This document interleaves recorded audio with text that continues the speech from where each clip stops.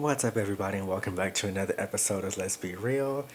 In tonight's episode, I want to talk about the whole dominant versus submissive aspect of relationships.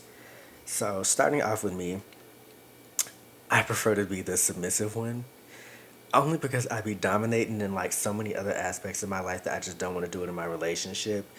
And I feel like I'm gonna have to put a lot of disclaimers in this video just so y'all really are like following and y'all are understanding where I'm coming from. But when I want for somebody to be dominant, I really want them to be dominant with like the little shit. Like the relationship is still gonna be equal, but it's like I remember at one point when I was working in Dallas, girl, I'd be so fucked because it was literally 2 hours there and 2 hours back. I'd be so tired of driving myself everywhere that I was like, I cannot wait to get to a point where I can finally sit in the passenger seat of somebody else's car and like scroll down Twitter on my phone in the passenger seat because I was like, I cannot be on my phone when I'm driving, obviously. So I'd be listening to podcasts and shit every day, and I'm like, I'm so fucking tired of this shit. Like, I'm so tired of having to be zoned in and like focused on the road that I can't just sit in the car and ride. So I was like, I cannot wait to be able to have a man. And then I'm like, oh, my boyfriend is coming to pick me up. And then I can just sit in the car and look cute, or in the passenger seat and look cute and scroll. Like, the only time I ever ride in the passenger seat of somebody else's car is like if I just so happen to like ride in a friend's car when we going out to the club, which is very, very rare because I'm so insistent upon driving myself everywhere for like safety reasons, and because you're going out with different people, you never know when the bullshit might start. Somebody always ready to go home, or you never know. So I just prefer to drive myself. So that way, even if I do have other people in the car, I can just be like, I'm gonna drop you off at home, and then I'm going back to the club because you're getting on my nerves. So yeah, like he plans the dates, he plans the outings. Not all of them, but the majority of them. And obviously, the more that we get to know each other, the easier it'll be to like plan dates and things like that because we'll have a better understanding of what the other one likes, and we can find shit that works for the both of us and that we'll both enjoy. And when I say I prefer to be the submissive one, and well, not prefer, like I'm gonna be the submissive one. Like you got me fucked up, because like I said, I'm not gonna be doing all of that. Child, I'm out working, grinding, chasing the bag, and putting all of this work in and dominating and all of this other shit. Like I'm not gonna come home and do the same thing. No tea, no shade, no disrespect. When I mean I'm submissive, that does not mean that I'm giving up any control like that. I'm still just as powerful in the relationship. Like I didn't give up any power. Leading us in our relationship is it's a privilege, and it can easily be taken away, because I was explaining this to one of my girlfriends and I was like, that's what the niggas be forgetting all the time. Like you leading us and you being the head of the household, whether that be you are the breadwinner or you just are the dominant one in the relationship, it really is a privilege. Like I still have the same amount of power as you do. I just prefer for you to take control in whatever aspects and things that I want you to take control in. So don't get it twisted.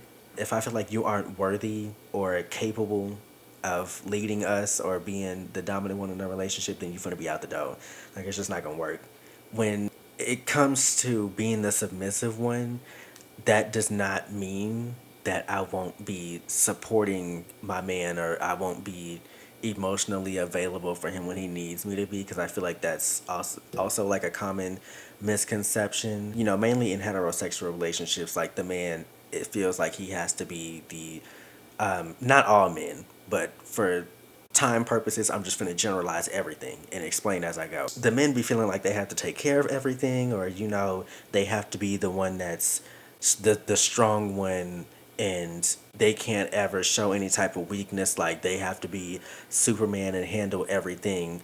I'm not going to be one of those where like if you do just so happen to be the breadwinner in the relationship, and like you taking care of me and paying all of our bills and shit like that, that does not mean that you won't be able to come to me and talk, or you can't rely on me emotionally when you need something. Like I'm still gonna be right there beside my man, not behind him, but beside him. Okay, we are a team. We do everything together. I just have you plan the dates and shit like that because my ass is fucking tired. Alpha men are not allowed. Like I'm sorry. I think that might be the subject for my next video, but alpha men, I just don't have time for it. If you around here calling yourself an alpha man and that's how you describe yourself, I'm automatically turned off. Because to me, I've met men that I would consider alpha men, but they're still very, very respectful about it. Like there's like kindness and compassion is required. And in my experience, like the real alpha men are kind of like the ones that I see people like making fun of on the internet and shit like that. But let me explain. Like an alpha man to me, like the bad kind, and the one that I don't want is like the one that's like, I'm not gonna take care of you when you get sick or like when you need like some type of support that's along the lines of that. You better take care of yourself. Or if we're at a function or something like that, and I'm like, honey, can you go get my drink or whatever? The alpha man that I would not want is the one that's gonna be like, bitch, you get up and get your own drink. Like you got me fucked up. I'm not gonna, cater to you like that. You don't have to be super romantic, but like some thought is required. Whether that's like buying gifts or planning dates, like if you're not thoughtful or you just aren't the romantic type, then it's just not gonna happen. Now to touch on the head of household, like financial, fuck, what do you call it? Pretty much like whoever is the breadwinner in the house, I want to touch on that. And what made me do that before I go is this tweet. I'll put the screenshots up, and it's a pretty long story off of Reddit, so y'all are probably gonna have to pause in order to like read it fully. But I'll let y'all pause and read that and then come back. Anyways, I thought it was dope as hell, and like it kind of made me. It opened my eyes and like I learned something from it because I thought it was pretty cool how, the wife saw that he wasn't really having a good time at his job and once he finally worked up the nerve to bring it up to him, to bring it up to her, she was like, I know exactly what you're talking about. Like, of course you can. Like, I love you. If, you want to stay at home and provide, like, that's really what we need. And I just thought it was pretty cool how they both kind of came together and saw that there was a problem that that could easily be fixed, sat down, had a conversation about it, and, it was fixed. Because if it was me, I probably would have done the same thing too. Like, if my man is making all of the money and he's can take care of us financially and provide for the family, damn, y'all loud as fuck, take care of us financially, then why would I continue working my job and putting more strain on our relationship because we got to come home and cook and clean and do all of the household duties when I could just do that myself? Hell, that would kind of be perfect. I wouldn't mind doing that at all. My man is out working his 9 to 5. Bitch, I'm gonna be at home cooking, learning how to cook, because right now I don't know how to cook. It's not that I can't, it's I literally don't know recipes like that. Bitch, I'd be at home cooking, cleaning, washing clothes, all of that. Yes, I do the cooking. Yes, I do the cleaning.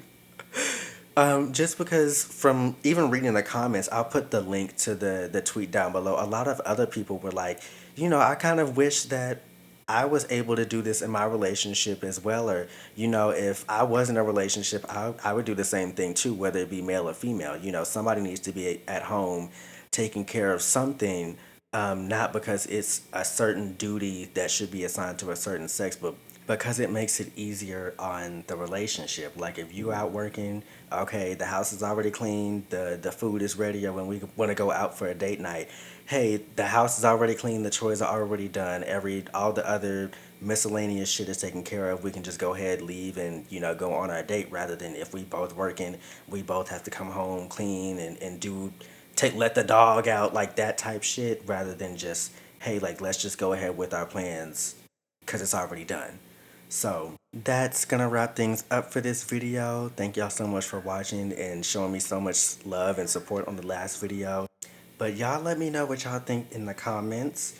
Like in the relationship, which one are you? Are you the dominant one? Are you the submissive one? Ladies, would y'all ever date an alpha male? If so, like what kind of alpha male would you date? Would you date the one that I kind of described that's like not, I wouldn't really call an alpha male, or would you date like a straight up alpha male? Like not the ones that are made fun of, but like a quote unquote real alpha male. Anyways, boys, also, are y'all an alpha male? If you're an alpha male, leave a comment down below. I want to know what you think about this. Because if you are alpha male, like, what do you think about the controversy and, everybody else's? Because alpha males tend to be, or self-proclaimed alpha males tend to be pretty infamous. Like, if I hear somebody call themselves an alpha male, I'm not even going to hold you. I'm already kind of like, eh. So let me know what y'all think down in the comments below, and I'll see y'all in my next one. Peace.